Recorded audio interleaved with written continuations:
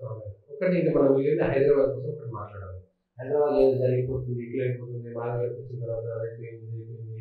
ప్రతిసారి భయపెట్టడం, తిరుగుతాడు అనేటువంటిది. ఎట్లా క్షేత్రస్థాయిలో తిరిగినప్పుడు అంటే ఎలక్షన్ క్యాంపెయిన్ లోపట ఇవన్నీ సహజమే. ఓకే.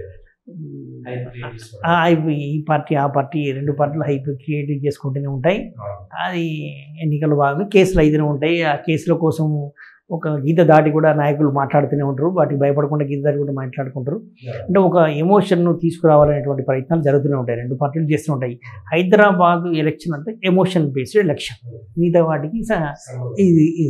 సో అక్కడ ఉన్నటువంటి ముస్లిం ఓటు ఎప్పుడు కూడా ముస్లిం క్యాండిడేట్ కనుక ఉన్నట్టయితే దాదాపుగా 100% పోలింగ్ జరుగుతుంది. ఓకే.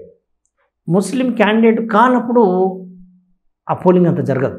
ఓకే. హైదరాబాద్లో ఎంఐఎం ముస్లిం క్యాండిడేట్ కావడంతో ముస్లింలు అంతా వాళ్ళ పార్టీకి ర్యాలీ అయ్యి ఓటేస్తారు. ముస్లిం మహిళల లోపల ట్రిపుల్ తలాక్ వ్యతిరేకంగా కానీ ఇంకో ఇష్యూస్ కానీ ఉత్తరప్రదేశ్లో జరిగినట్టుగా ఇక్కడ కూడా ప్రభావితమైతే ముస్లిం మహిళల ఓట్లు కొంతమేరకు బీజేపీకి వచ్చినట్టయితే అప్పుడు మాత్రమే బీజేపీ గెలవగలుగుతుంది.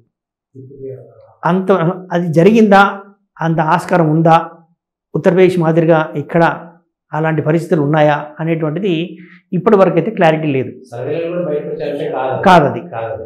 Purely personal life. అది కాదు. ఆ సెక్షను మీడియా ముందుకు వచ్చి కానీ సర్వేలకు ముందుకు వచ్చి కానీ చెప్పేటువంటిది కాదు. సో కాబట్టి ఒకవేళ ఒకవేళ ముస్లిం గనక ట్రిపుల్ తలాక్ లాంటి అంశాల మీద ఆకర్షితులై బీజేపీకి ఓటేస్తే బీజేపీ గెలుస్తుంది. లేకపోతే బీజేపీ గెలుపు అంత సులువు కాదు.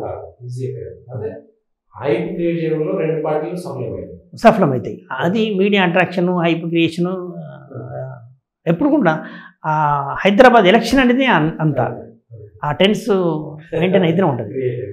ఇది ఓవరాల్గా తెలంగాణ నుంచి 3 పార్టీలు కూడా ఇప్పుడు ఎదురు చూస్తున్నాయి. అంటే భవిష్యత్తులో ఏమైతే ఏ పార్టీ పరిస్థితి అనేది ఇది తెలంగాణ.